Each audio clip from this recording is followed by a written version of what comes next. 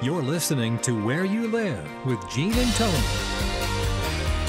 This is Where You Live with Gene and Tony. We're broadcasting from the Natural Green Lawn and Landscape Studios. We're brought to you by Stone Valley Painting and American Family Insurance, the Kim Bennett Agency, and Extreme Exteriors. You can count on Extreme Exteriors for expert installation of exterior siding, roofing, soffits, fascia, decks, windows, and more. With their knowledge and experience, they can design the perfect solution to make your home beautiful and energy efficient, saving you maintenance and money for years to come. Call them at 763-441-1334 and tell them Gene and Tony sent you. It's time to hear now from the Community Associations Institute. The CAI Minute is brought to you by New Concepts Rental Management. Whether you're an accidental landlord or a seasoned investor, New Concepts Rental Management can advise and guide you through every aspect of the business. Call me, Tony Crockett, at New Concepts Rental Management, 952-922-2500. Are you a member of the Community Associations Institute? For nearly 40 years, CAI has provided education and resources to volunteer homeowners who govern community associations and the professionals who support them. Visit caionline.org to learn more. The address again is caionline.org. CAI helps community associations board members by providing online resources, in-person training, and hard copy publications written by association management experts. CAI offers community managers professional development, networking opportunities, and a certification program that is established as the industry standard nationwide. Minnesota has its own chapter of the Community Associations Institute to bring resources and tools from community associations around the country right to your home. Visit www.cai-mn.com to learn more and become a member of CAI today. Your community and management company will benefit from your involvement. Join the Community Associations Institute today at cai-mn.com and click on membership.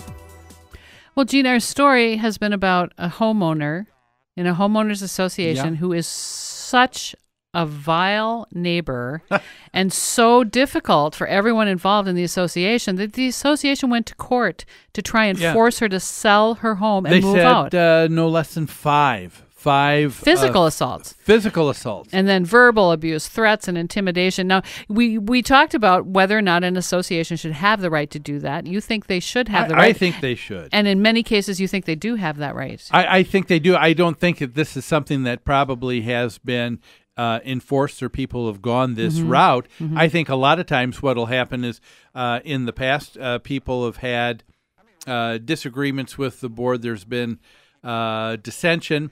And the person will not pay fines, not pay assessments because they disagree with the board on so many other things.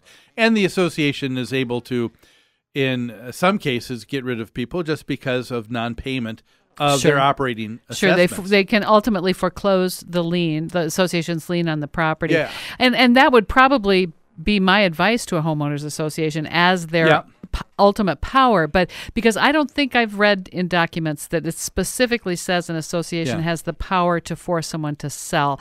In any event, it's a question for your attorney. Yeah. Your attorney should review your governing documents and give you best advice. But exactly. But again, asking the question, should the association? I think they should because, like I said, we're talking about a contractual agreement. And in this case, we're talking about that agreement is one of just common decency among other people. Couple things that came out later in the story. This was not just a homeowner, but a board member. That's right. She served on the board. And still was on the board. And so the association was not only asking to have her forced to sell her home, but also removed from the board. Sure. And the attorney did none of those things. The judge, you mean? Not the attorney, the judge. Thank you. Judge said... But doesn't the association have a mechanism to get her off the board? Yes, and that was that's a good point, and that was exactly what was brought up by the court.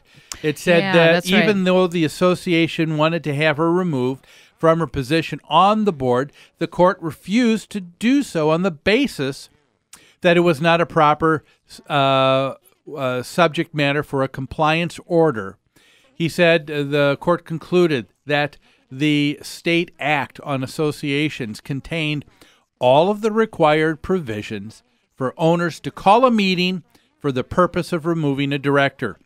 And so I think that I would agree that is a proper way. And I think that's where an association should start. They should start by reviewing their governing documents, reviewing any state legislation that governs associations, and take whatever steps they are able to take in order to resolve the situation. A lot of associations don't want to be mean.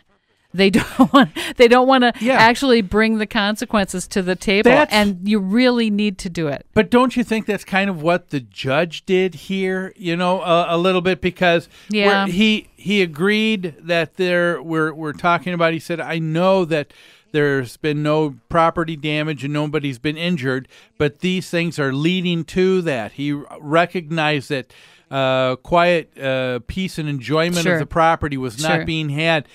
She didn't deny it one bit, and yet he said, "Oh, let's give her one last chance." One more time. I was speaking to a board last night, as a matter of fact, a master association board that oversaw 8 separate homeowners associations, and this issue of governing documents and whether they're upheld in court was raised because they were talking about amending their governing documents to change some rental rules. And I was advising them that some of the rules have to be practical and they have to be reasonable, because if you do end up in court over these, you have to justify them, and the courts don't always uphold. And he said, you mean if we have it in our governing documents, I can't believe that the courts will not uphold our governing documents. And I said, it's not a slam dunk. Right. You don't know. And that's a very good point, and that's one of the reasons why I like the way this association went about going to the court asking for her removal, because we know that a lot of times associations, and we're going to cover this later in another story, where they just impose fine after fine after fine and after take fine. No action. And that's what I'm talking about. They need to bring down the final consequences. It just racks up, and there's no enforcement piece. So they're just asking for an enforcement piece, because instead of racking up this huge bill and then having the court throw it out because it's unreasonable, usurious, they're saying, let's just get down to the nitty-gritty here. But the problem is, this proved my point, that the court and this court seemed to understand governing documents better than a lot of them we read about. Share what the court said at the end of that article. I think the judge concluded that people had 2 choices when moving into a condo: either comply and live by the rules of the community they were joining, or find another place where the rules and regulations are more in keeping with their needs, wishes. So he has great insight, and yet still he didn't enforce the governing documents in his ultimate decision. Yeah. Tell me what you think of this. This is an interesting statement by the judge.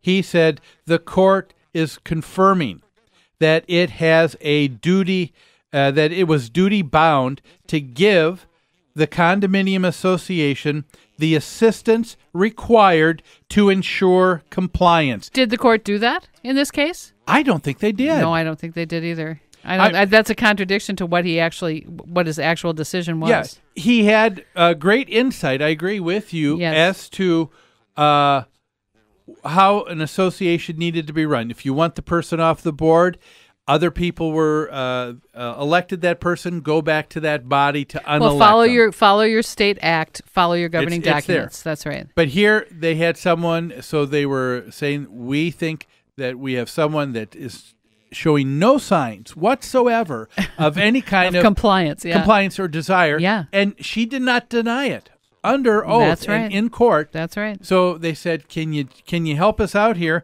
And they said, no, let's give her one more chance. We think we're duty bound to help you, and this is how we're going to help you. She has to comply with your governing documents. We're going to give her one more chance. Yeah.